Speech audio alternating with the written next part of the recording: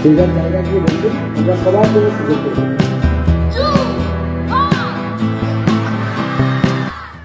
হাজারো ক্ষুদে ছাত্রছাত্রীদের উপস্থিতিতে সন্দীপ রায়ের হাত ধরে প্রকাশ্যে এলো নয়ন রহস্যের ট্রেলার।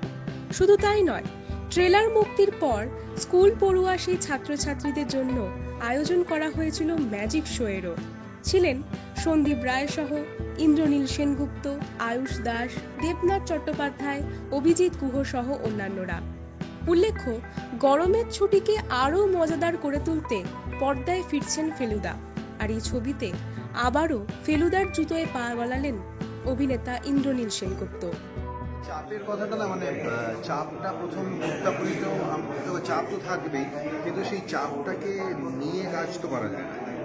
প্রথম ছবিতেও আমরা চাপটাকে ইগনোরই করেছিলাম, আমাদের কাজটা ঠিক মতো করতে হবে, সেটাই ছিল আমাদের মেইন এজেন্ডা। আর এই ছবিতেও একটু অ্যাকসেপ্টেন্স হয়ে গেছে প্রথম ছবিটার পর, সেটা নিশ্চয়ই একটু রিল্যাক্সড লাগছে। কিন্তু আমাদের এবারও এই এজেন্ডাটা যে আমাদের কাজটা যেন ভালো হয়, আমি যেন আরও বেশি ফেলুদা উঠতে পারি, তোপসেয়ার জটাই যেন আরও বেশি তোপসেয়ার জটাই উঠতে পারি, আর গল্পটার সঙ্গে যেন আমরা জাস্টিস করতে পারি, সেটাই হলো আমাদের মেইন ইন্টেনশন। সত্যজিৎ রায় যেভাবে গল্প লিখে গেছেন, সবাইকে অ্যাড্রেস করা যায়। যদিও বলা হয় যে বাচ্চাদের গল্প, কিন্তু এই গল্পগুলো আমরা সবাই জানি বাচ্চারাও অ্যাডাল্টসরাও ইকুয়ালি এনজয় করে। আমরা শুটিংয়ের সময় সব জেনারেশনই এনজয় করেছি, আর আমাদের পুরো টিমটাই একটা ফ্যামিলির মতো। আর সেটাই হলো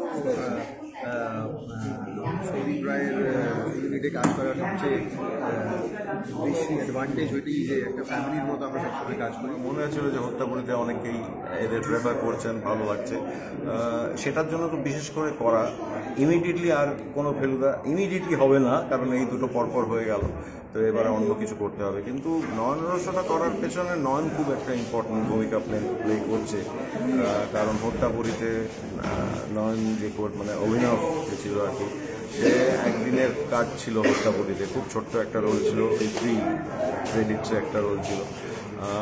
তো সেখানে ওই একদিনে ওর সঙ্গে কাজ করে আমার ভীষণ পছন্দ হয়ে গেছিলো ছেলেটাকে, কারণ মনে হচ্ছিল যে ভীষণ ইন্টেলিজেন্ট এবং ভীষণ টেকনিক্যালি অ্যালার্ট, যেটা খুব খুব ওই বয়সে খুব কম পাওয়া যায় আর কি। মানে ক্যামেরার ব্যাপারটাও জানে, টেকনিক্যাল ব্যাপারটাও বেশ কিছুটা ওয়াকিবহাল।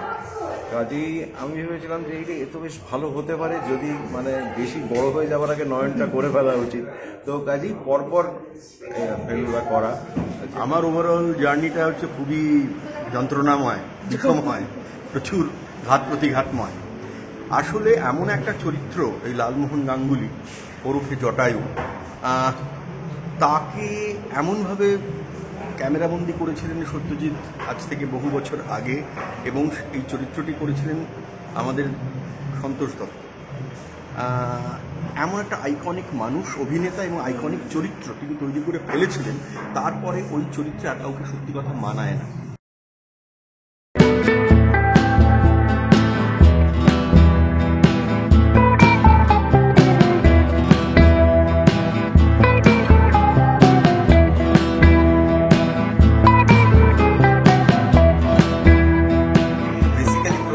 সময় সবারই একটুখানি চাপ থাকে, কারণ মানুষের কাছে আবার নতুনভাবে তিনজনই আসছে ফেলুদা তোপসে জটে, এবং সেখানে প্রথমবার দেখিয়েছি যে আমরা অনেকটা সংখ্যক মানুষের থেকে ভালোবাসা পেয়েছি।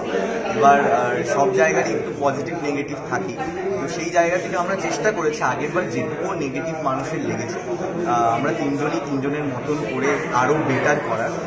আর আমি যদি স্পেশালি আমার জায়গাটা থেকে বলি, কারণ এখানে দুজনেই আমার থেকে অনেক সিনিয়র, আর তার উপর ডিরেক্টরও বাবু আঙ্কেল, তো সেই জায়গায় গিয়ে আমি সব থেকে ছোট এইখানে। আমি চেষ্টা করেছি যে বাবু আঙ্কেল প্রথমের টাইমেও যেরকমভাবে গাইড করেছেন, বাবু আঙ্কেলকে ফলো করে গেছে, সেইগুলো আরও ভালো করে এবং প্রত্যেকটা সিন ঠিকঠাকভাবে আমি ইভেন ইন্দ্রদা রানা আঙ্কেলকেও প্রত্যেকটা সিন জিজ্ঞেস করতাম যে এটা যেভাবে বলছি ঠিক লাগছে তো, শুনতে ঠিক লাগছে তো। তো এটা আমার সবসময় জিজ্ঞেস করা ছিল, কারণ চেষ্টা করেছি যে আগের থেকে যেন আরও বেশি সংখ্যক মানুষের ভালো। সবচেয়ে মজাদার একটা স্মৃতি আছে, একটা সিনের একটা চরিত্র, পুরোটা এখন বলা যাবে না, তাহলে সাসপেন্সে চলে যাবে। একটা চরিত্র সাথে আমার একটা খুব ভালো সিন আছে, তো সেই চরিত্রটা আমাকে উঠিয়ে নিয়ে চলে যাবে। এবার সে কে, সে কি, সেটা সিনেমাটা দেখলেই বুঝতে পারবে। ফেভারিট গল্প হলো আমার সোনাকে। এটি অত্যন্ত মুখ্য চরিত্র।